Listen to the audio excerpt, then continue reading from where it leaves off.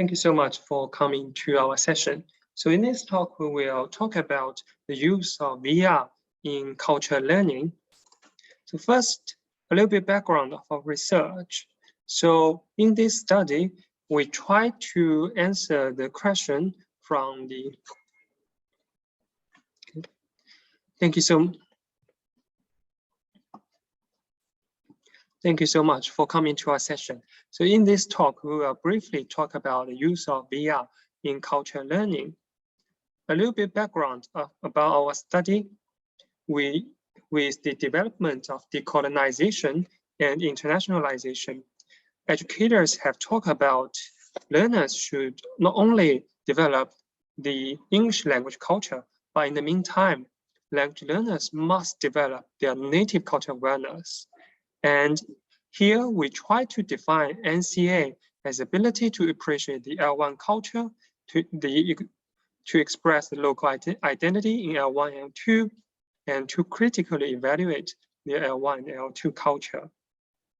Okay, so with this, our research objective, we made use of a VR tool called the Forbidden City.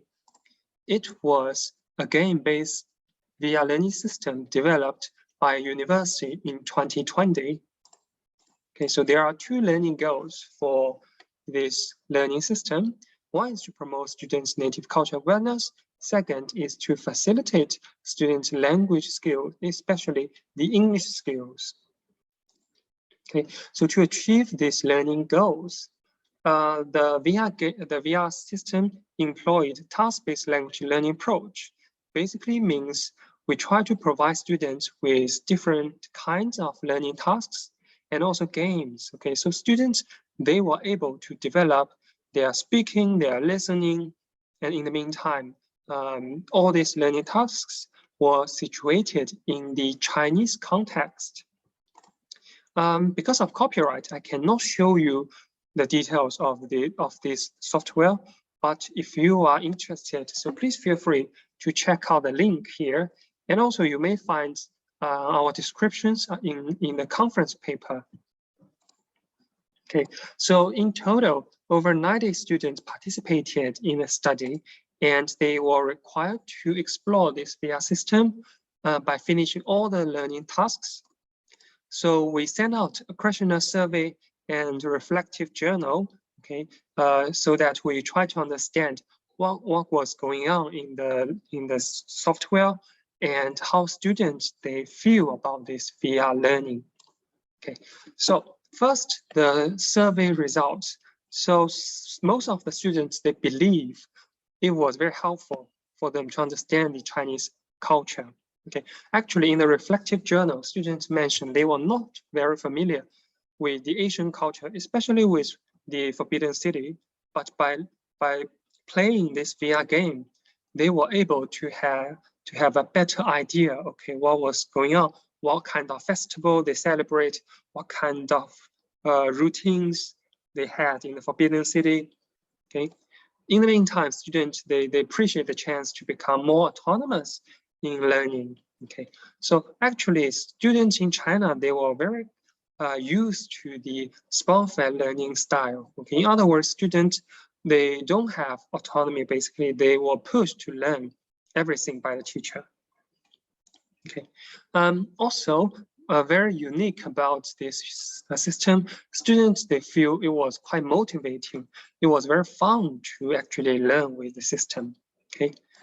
Then moving on to the reflective journals, the students, they mentioned a variety of different themes, but here I will present some of the most important themes mentioned, okay. So the first one, immersion and authenticity. So Vicky talked about it was very authentic compared with the traditional classroom because they don't have to fly to Beijing or go back to Asian China. Okay, so that was very important for them because language learning, one of the key principles for language learning is we need to ensure authenticity for students. Second, Alison talked about this immersive feature enabled me to acquire the culture, not memorizing the culture. That was also a very important actually piece of information here, because, as I mentioned, the Chinese students, they always rely on memorizing different things, right? Okay, but they don't try to understand. But here with the VR system, they actually they situate within the culture, and so that they could understand the culture much more easily. Okay. Finally, William talked about he could actually feel the culture directly. Actually, by using the word directly, William was saying he was able to not only to see the culture, but also listen to the conversations and also use hands to feel the culture. That kind of multimodal immersive learning was actually advocated in the recent years in language and culture learning research. Okay. Also, students mentioned gamification and interactions. Like Becky talked about, I was being a character. So basically, Becky was saying, I was learning by doing things. Okay. Helen, on the other hand, talked about by engaging in different games, I was pushed to understand the Chinese culture. Okay. Finally, Lily talked about she enjoyed the interactions with NPCs, and that promoted her learning both the culture and also the language. Okay. But in addition to all these benefits students mentioned, they also encounter issues, especially when we talk about language and culture learning. Dialogues are very important, so they should be developed more carefully with the appropriateness in the context. Okay, and also we may invite real people to read out the dialogues. Also, designers need to think about more diverse forms of activities. And also story plots may be more attractive in a way.